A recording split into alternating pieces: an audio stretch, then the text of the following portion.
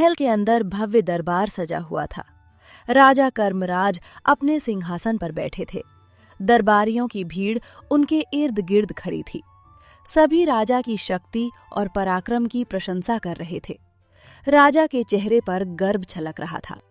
महाराज, आज फिर हमारी सेना ने पड़ोसी राज्य के सैनिकों को हराकर उन्हें पीछे हटने पर मजबूर कर दिया। यह सब आपकी अपार शक्ति और वीरता का परिणाम है। यह तो होना ही था। इस धरती पर कोई ऐसा जन्मा ही नहीं जो मुझसे टकरा सके। शक्ति ही मेरा सबसे बड़ा शस्त्र है और मैं इसे कभी हारने नहीं दूंगा। दरबार में जय जयकार गूंजने लगी। राजा संतोष से सिर हिलाने लगे। तभी एक सैनिक अंदर आ पहुंचा और सूचना देते हुए बोला, महाराज, शिकार की सारी तैयारियां हो चुकी है। घोड़े तैयार हैं और सैनिक भी आपकी आज्ञा की प्रतीक्षा कर रहे हैं।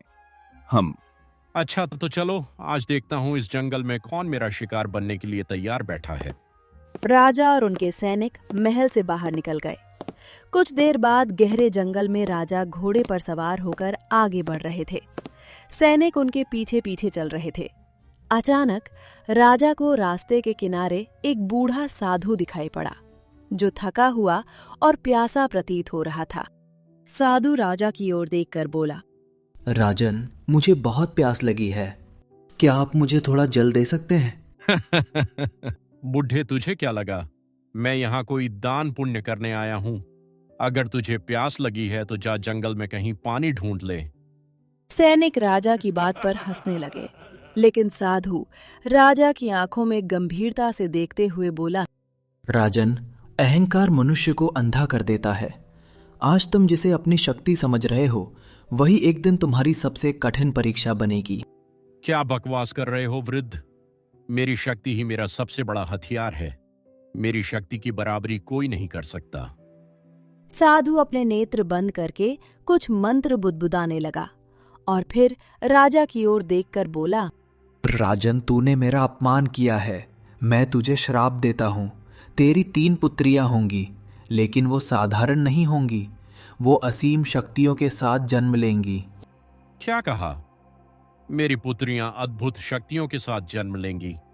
ये तो मेरे लिए वरदान हुआ। नहीं राजन, ये वरदान नहीं, ये एक श्राप होगा। जब वो बड़ी होंगी तब उनकी शक्ति ही उनके लिए सबसे बड़ा अभिशाप बन जाएगी।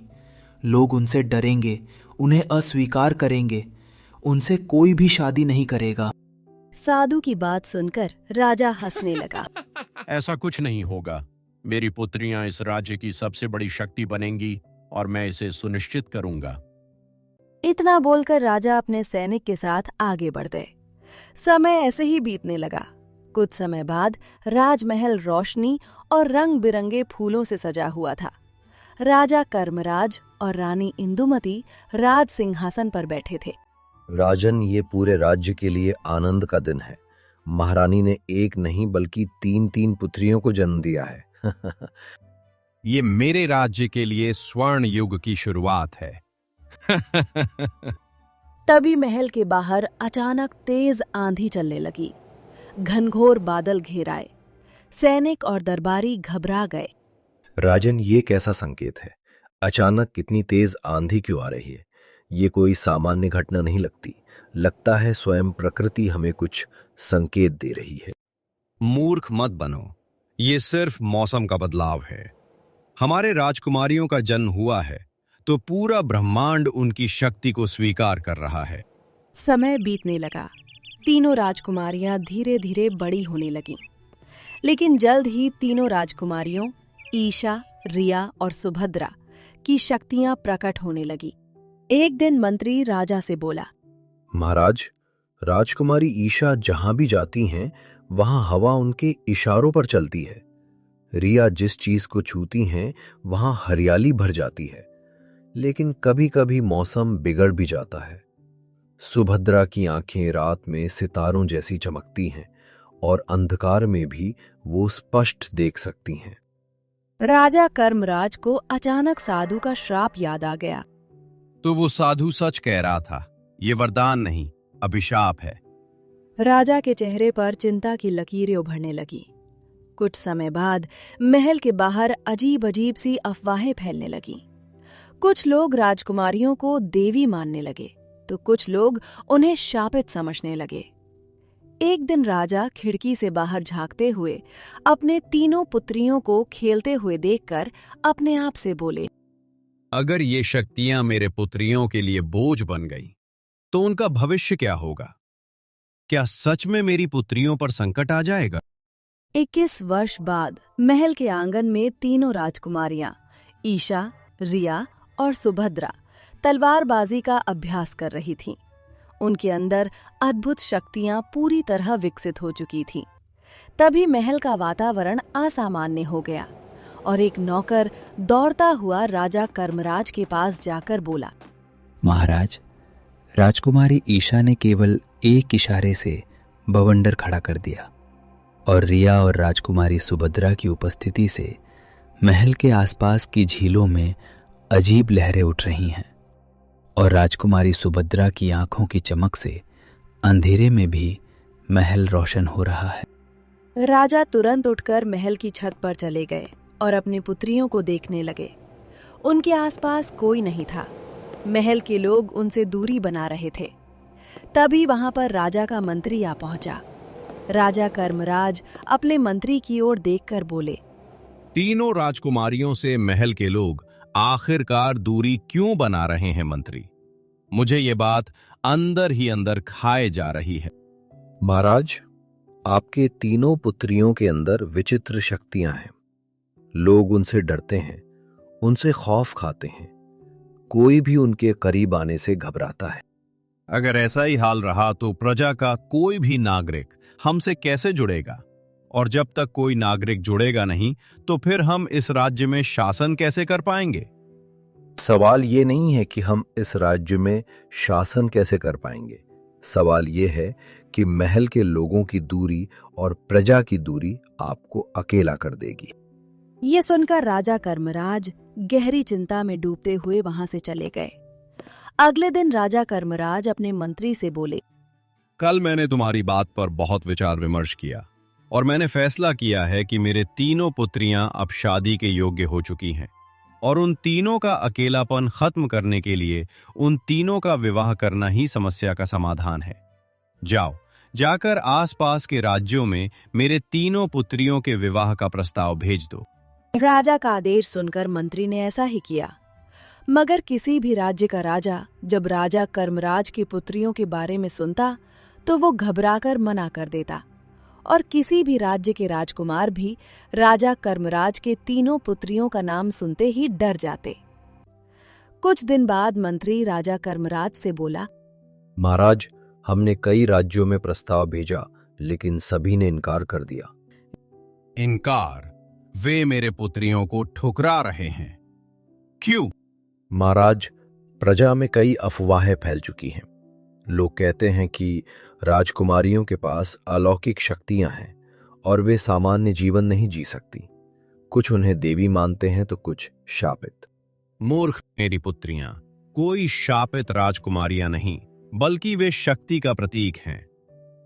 परंतु महाराज, यही शक्ति अब लोगों में भय पैदा कर रही है। किसी भी राजकुमार को राजकुमारियों के साथ अपना संबंध नहीं जोड़ना है। ये सुनकर राजा कर्मराज क्रोधित हो उठे, लेकिन अंदर ही अंदर चिंतित भी। राजा मंत्री से बोले, मेरी पुत्रियां जीवन भर कुंवारी ही रहेंगी। अगर ऐसा हुआ तो मेरी पुत्रियों से कोई भी शादी नहीं करेगा। राजा कर्मराज की बात सुनकर मंत्री गहरी सोच में डूबता हुआ बोला, महाराज, आपको याद है कि वर्षों पहले आपने एक साधु का अपमान किया था और उसी साधु ने आपको श्राप दिया था कि आपकी 3 पुत्रियां अलौकिक शक्तियों के रूप में जन्म लेंगी। मगर उस समय आपने इसे वरदान समझा था और साधु ने कहा था कि समय रहते तुम्हें समझ आ जाएगा कि ये वरदान नहीं बल्कि अभिशाप है। ये सुनकर राजा कर्मराज के दिमाग में एक तेज धमाका हुआ और उनकी आंखों के सामने 21 वर्ष पुरानी घटना ताजा हो गई। तुमने सही कहा मंत्री, अब मुझे अपनी गलती का एहसास हो रहा है।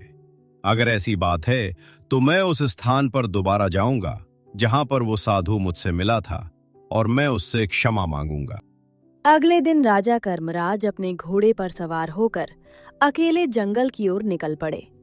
उनके मन में बस एक ही प्रश्न था। क्या सच में उनकी पुत्रियां शापित हैं? जंगल अब भी वैसा ही शांत और रहस्यमयी था।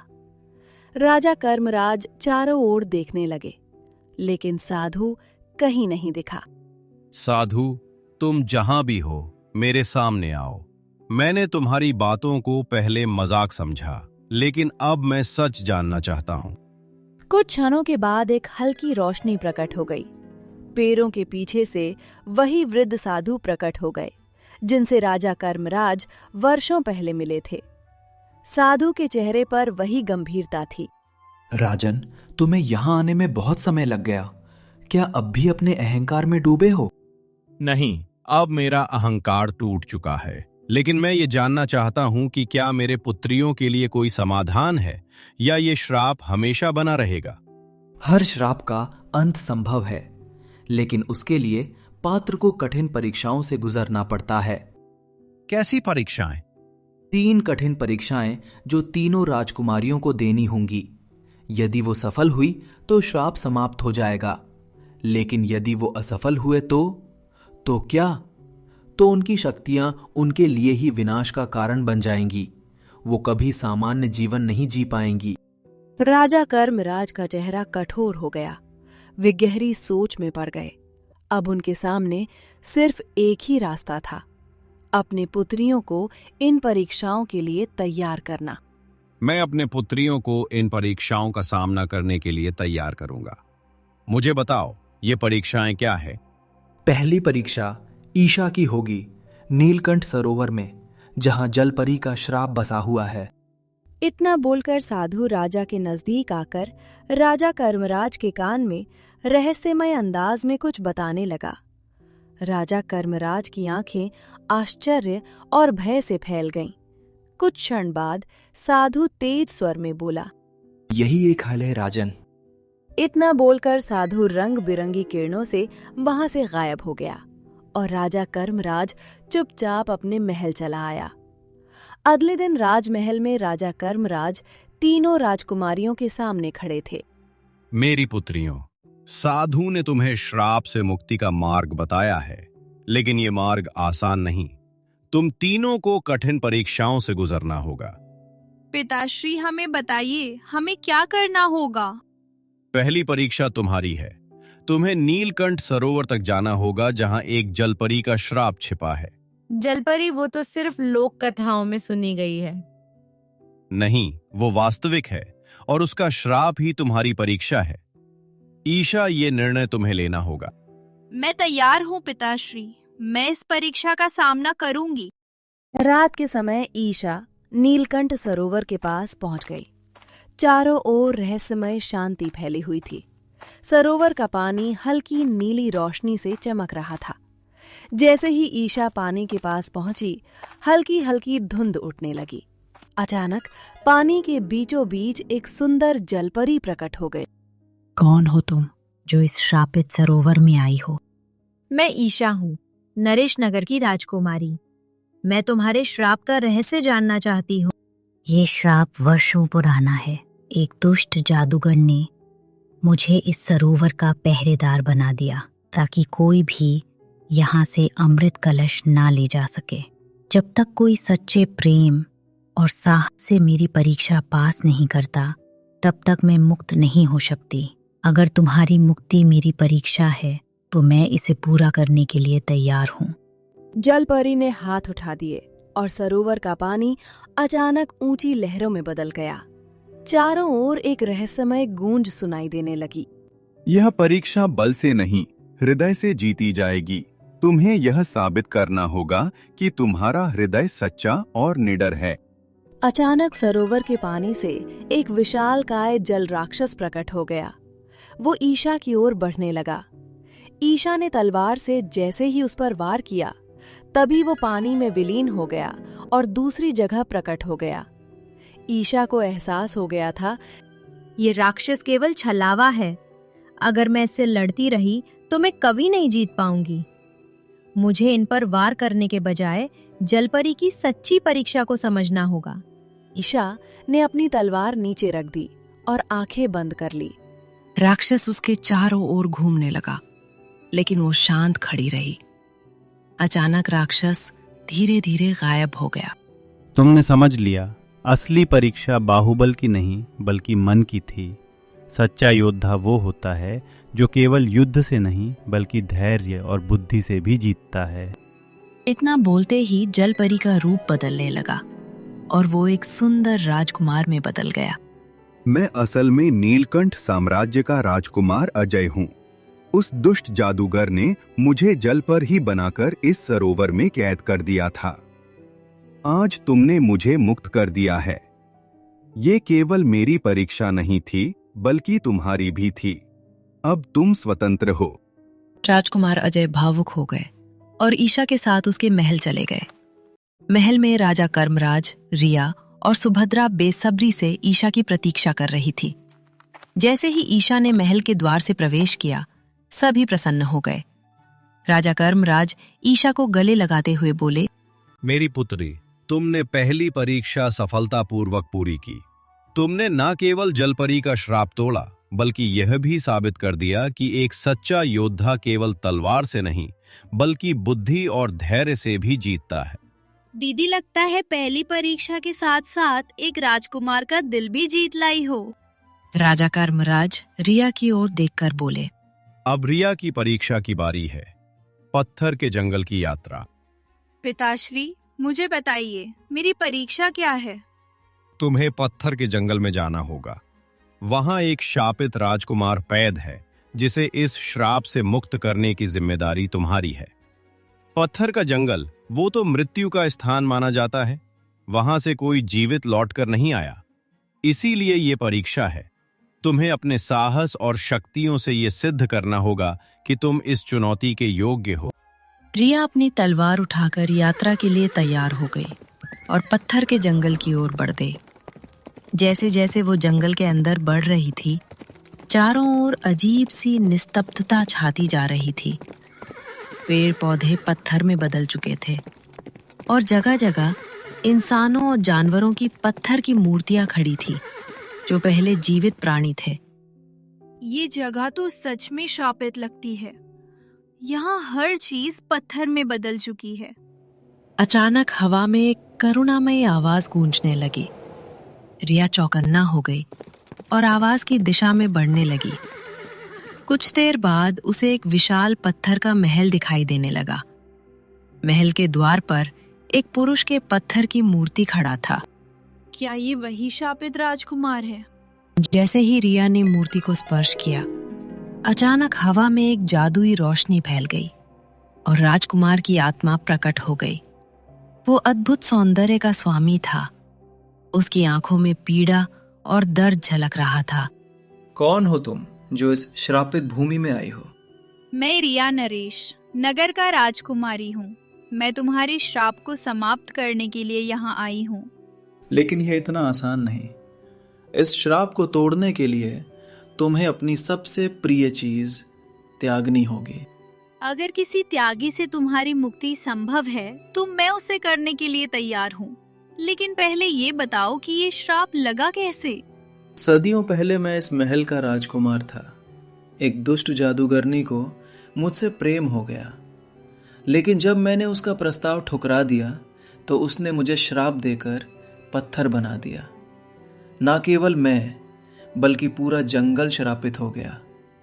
जब तक कोई स्त्री सच्चे प्रेम और त्याग से इस श्राप को नहीं तोड़ेगी, तब तक मैं मुक्त नहीं हो सकता। ये सुनकर रिया गहरी सोच में पड़ गई।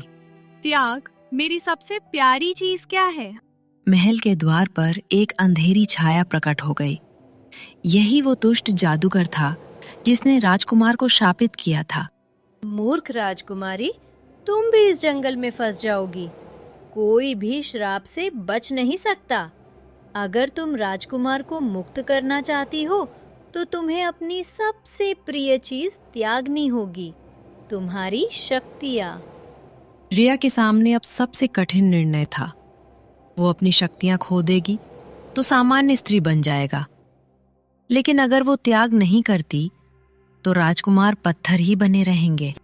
राजकुमारी, मैं तुम्हें इस त्याग के लिए मजबूर नहीं करूंगा। तुम वापस जा सकती हो। नहीं राजकुमार, एक सच्चे योद्धा की पहचान त्याग और प्रेम से होती है। मैं अपनी शक्तियां छोड़ने के लिए तैयार हूँ। जैसे ही रिया ने ये कहा, उसकी शक्तियां धीरे धीरे उसके शरीर से निकलने लगी। लेकिन इसी के साथ एक चमत्कार हुआ। राजकुमार का पत्थर सा रूप टूट गया और वो फिर से जीवित हो गया। जादूगर चीखता हुआ राख बनकर उड़ गया। पूरा जंगल हरा भरा हो गया और सभी पत्थर की मूर्तियां वापस जीवित हो गईं। ईशा राजकुमार के साथ महल लौट आई। मेरी पुत्री, तुमने अपने त्याग से ये सिद्ध कर दिया कि सच्चा योद्धा केवल शक्ति से नहीं बल्कि प्रेम और त्याग से महान बनता है।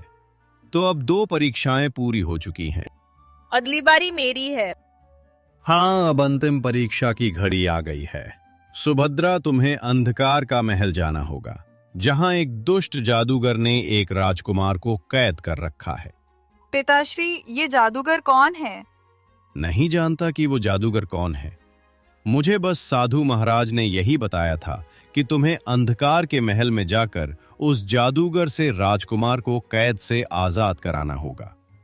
हाँ, एक बात ध्यान रखना, साधु महाराज ने बताया था कि वो जादूगर बहुत शक्तिशाली है और उसकी माया से बचना आसान नहीं होगा। दीदी, ये परीक्षा सबसे कठिन होगी। डरने से परीक्षा नहीं दी जाती बहन, मुझे अपना कर्तव्य पूरा करना होगा। सुभद्रा अपनी यात्रा के लिए तैयार हो गई और अंधकार के महल की ओर बढ़ने लगी। महल काले बादलों से घिरा हुआ था और उसके चारों ओर डरावना सन्नाटा बस रहा था।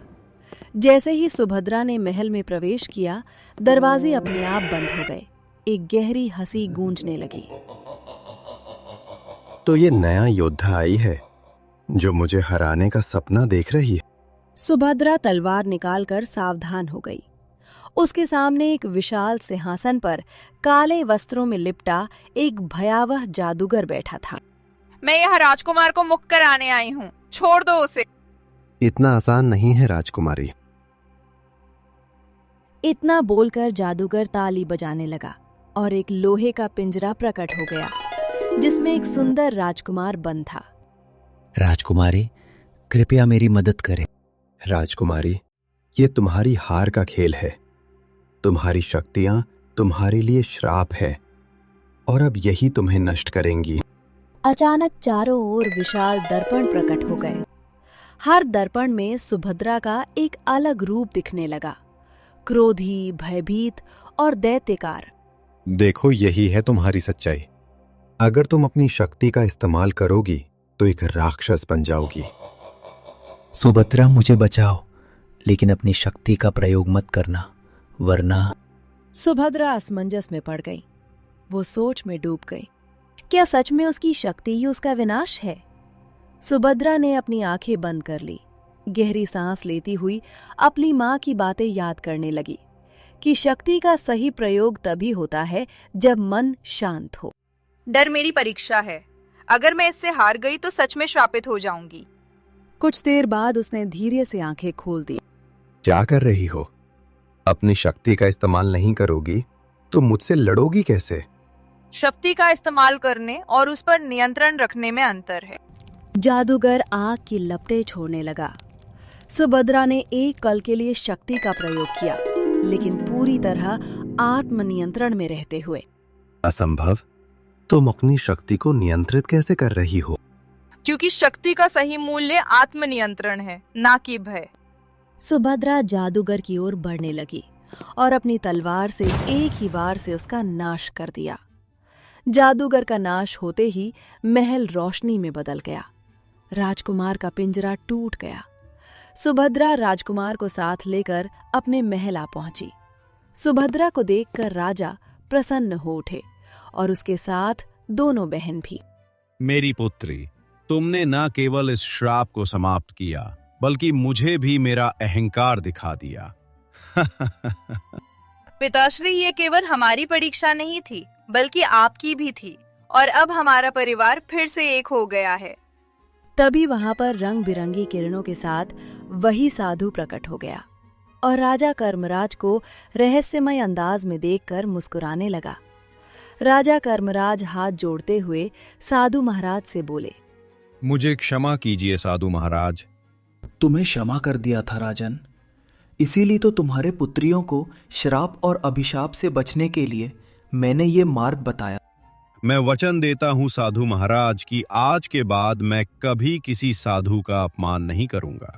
राजा कर्मराज की बातें सुनकर साधु रहस्यमय ढंग से मुस्कुराने लगा और राजा कर्मराज के तीनों पुत्रियों की ओर देखकर बोला, तुम तीनों वाकई प्रशंसा के काबिल हो। तुम तीनों ने अपनी बुद्धि और वीरता के बल पर अपने लिए राजकुमारों को हासिल किया है।